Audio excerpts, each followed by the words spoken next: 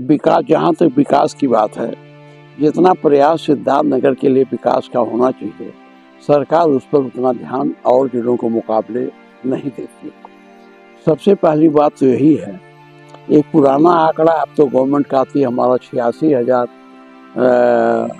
Per capita हो गया प्रदेश का, लेकिन अभी जो पुराना आंकड़ा है अभी 2 साल का, उसमें है कि पर कैपिटा 68,810 रुपया पर कैपिटा इनकम है।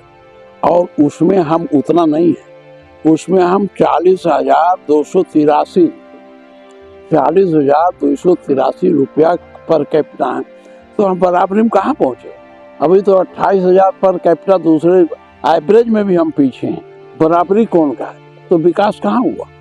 दूसरी बात यह है कि इस जिले में रोजगार के साधन नहीं है।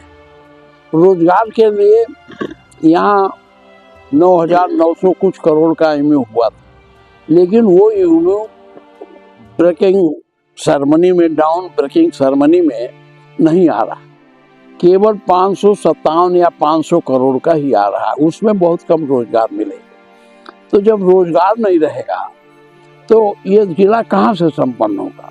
ये तो कहिए हमारे लड़के जो विदेश, बाहर के जिलों में, दूसरे प्रदेशों में जाके मजदूरी करते हैं, चाहे वो अहमदाबाद हो, गुजरात हो, महाराष्ट्र हो, मद्रास हो, यानी चेन्नई हो, आंध्रा हो, अरे हमारे यहाँ के लड़के केरल तक में मजदूरी करते हैं, नोएडा, दिल्ली है, उसी से कुछ आमदनी आ जाती तो उनके घर का खर्चा चल जाता है।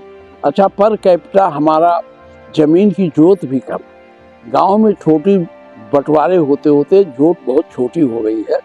जोत छोटी होने के नाते अब गांव में भी समस्या पैदा हो रही है, तो इनकम है नहीं, रोजगार के अवसर है नहीं, इसलिए इस जिले के ऊपर ले जाने के लिए रोजगार के अवसर देना पड़े।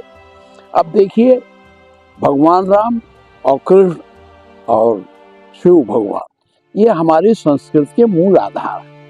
इनके लिए सरकार उस नगरों के विकास के लिए चाहे जो कुछ करे, हम लोग चाहते हैं और अधिक करें।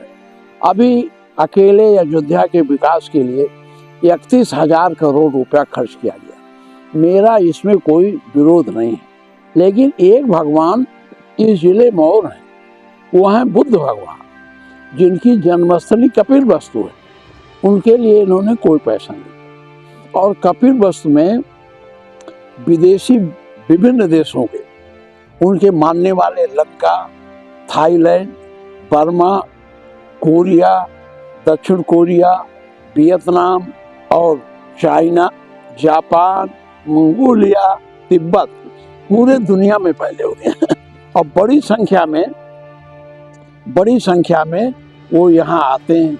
उनके लिए कोई व्यवस्था कपिलवस्तु में सरकार ने नहीं की है, इसलिए वो कपिलवस्तु में बहुत कुछ आते हैं, बहुत नहीं आते हैं, क्योंकि वो उनको लुम्बिनी जाना रहता है। तो कपिलवस्तु और लुम्बिनी की दूरी बहुत कम है। अगर अलीगढ़वा का रास्ता खोल दिया जाए तो जो श्रद्धालु या जिसको आप ये लोग पर्यटक कहते हैं, वो आते हैं तो अपनी बस से सीधे लुम्बिनी चले जाएंगे। यहाँ आएंगे तो कुछ खरीदेंगे, खाएंगे, सौठू दुकान बढ़ जाएंगी, होटल बढ़ जाएंगे, रुकना चाहेंगे लोग रुकेंगे, जैसे श्रावस्ती में रुकते हैं, कुशीनगर में रुकते हैं, वैसे यहाँ रुक सकते हैं। तो वो काम ये सरकार यहाँ नहीं कर रही है, जिसका वो है। और हमारे जिले की सबसे बड़ी आमदनी का जरिया भगवान बुद्ध का अस्थि कलश, जो हमारे कपिलवस्तु स्तूप से निकला था, और वो आजकल लंदन के म्यूजियम में, लंदन का नहीं, कलकत्ता के म्यूजियम में रखा है। अगर उसको लाके यहाँ जो उनके और सब अवशेष रखे गए हैं उनके संबंधित कपिलवस्तु में, उसमें लाके रख दिया जाए तो बड़े पैमाने पर विदेशी श्रद्धालु, बुद्ध श्रद्धालु यहाँ आएंगे, तो उससे यहाँ डॉलर की आमदनी बढ़ जाएगी। जब डॉलर की आमदनी बढ़ जाएगी तो हमारे जिले का अपने आप इनकम बढ़ जाएगी, इसके विकास का अवसर मिल जाएगा। तीसरी बात मुझे दूसरी ये कहानी है कि यहाँ धान की खरीद, धान का बोया गया था, कहाँ गया था, यहाँ धान की रोपाई हुई थी, ये 1,76,000 हेक्टेयर में धान रोपा गया और पैदावार हुआ 46,78,78,000 कुंटल। धान का एमएसपी इन्होंने लगाया 2123 रुपया, 83 रुपया, 2,183 रुपया। इन्होंने, इनका लक्ष्य था 13,60,000 कुंटल खरीदने का, और खरीदे कितना है? खरीदे 11,76,000 कुंटल।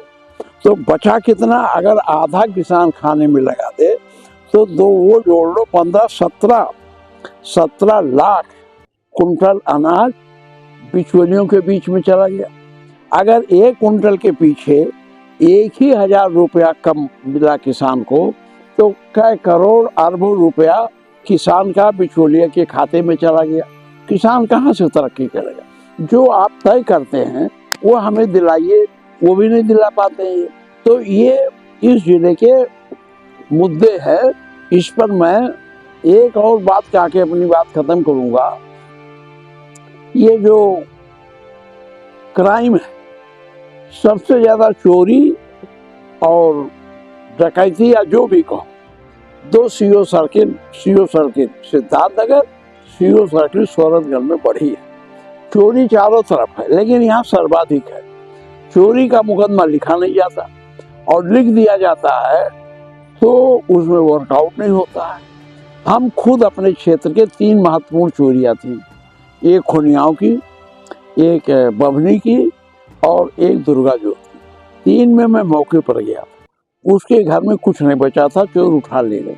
लेकिन आज